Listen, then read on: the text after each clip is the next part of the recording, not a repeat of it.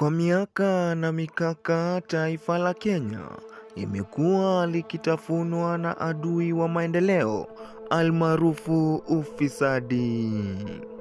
Yakini Rais wa taifa hili tukufu Daktari William Samoei Ruto akiwa na maono ya kustawisha Kenya hadi kwenye hadhi ya mataifa yaliyostawi ulimwenguni kama vile Singapore, Malaysia na Hong Kong.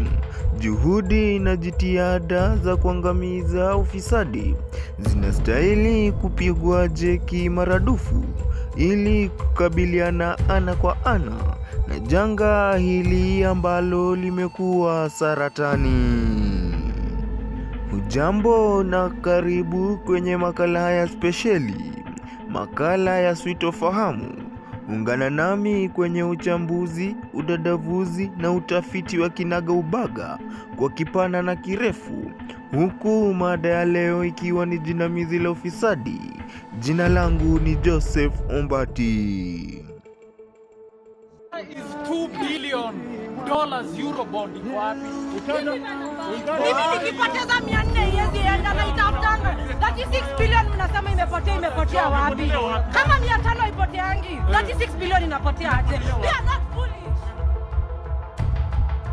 Ikumbukwe kuwa mwaka wa 2024 mnamo Juni 25 itabaki kwenye kumbukumbu ya historia ya Kenya, ambapo vijana wa kizazi cha Gen Z walijitoma ulingoni ili kukashifu kile walichosema kuwa ni uongozi mbaya, ukoloni mamboleo, ufisadi, unyanyapaa na ukandamizaji wa haki za kibinadamu. Chanzo na kiini cha maandamano haya ilikuwa ni mswada wa fedha wa mwaka 2024 ambao ulikuwa umependekeza utozaji wa ushuru hata katika mikate. Fauka ya hayo, mswada huu tata ulipendekeza kutozwa kwa ushuru hata kwenye ardhi binafsi kwenda kwa serikali. Baadhi ya mapendekezo hayo yaliwatia wananchi kiwewe na kujawa na hasira na hamaki, midhili ya ndazi lililotiwa hamira, kiasi cha kuwafanya watekeleze haki zao za kikatiba za uhuru wa kuandamana. Kisa cha hivi majuzi kimezua utata na mtafaruku, ambapo taifa limeangaziwa macho kwa kuwapa watu ambao wanadaiwa kuleta uzushi katika taifa la Sudan. Hamdan Musa anadaiwa kuwa miongoni mwa baadhi ya dinasi wanaofadhili kundi la Rapid Support Forces nchini Sudan. Usisahau, Kenya ilimlaki bwana huyu katika juhudi za kuunda serikali mkabala nchini Sudan. Vile wanasiasa wa mrengo wa upinzani wamezusha maswali kuhusu utoaji wa vitambulisho vya nchi kiholela kwa wananchi wa mataifa mengine pasi na njia halali. Swali ni je, ni nani wahusika wakuu kwenye sakata hii?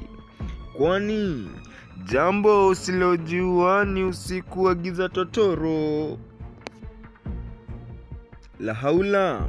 Tukiachana na hayo, tume ya kupambana na ufisadi imetia juhudi na jitihada zipi katika kupambana na gamba hili? Japo imezidi kutia fora, baadhi ya Wakenya wanahisi kuwa bado msingi wake haujakuwa imara.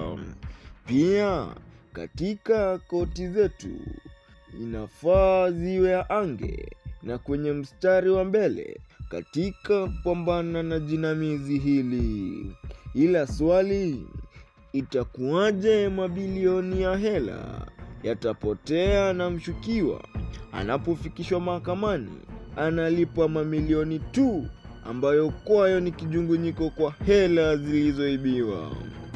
Itakuwaje wanasiasa watatumia mamilioni ya hela kwenda kufungua miradi ya maji ya maelfu ya pesa. Itakuwaje wakati wa kampeni? Ahadi kochokocho zitatolewa, ila baada ya uchaguzi viongozi wanaingia nyasini. Ndiyo baadhi ya maswali balaga twafaa kujiuliza. Wama mabadiliko huanza na mimi na wewe. Hadi wakati mwingine, jina langu ni Joseph Wambati, aliyekuandalia makala ya special ya Sitofahamu. Sasa wafahamu. Shabash.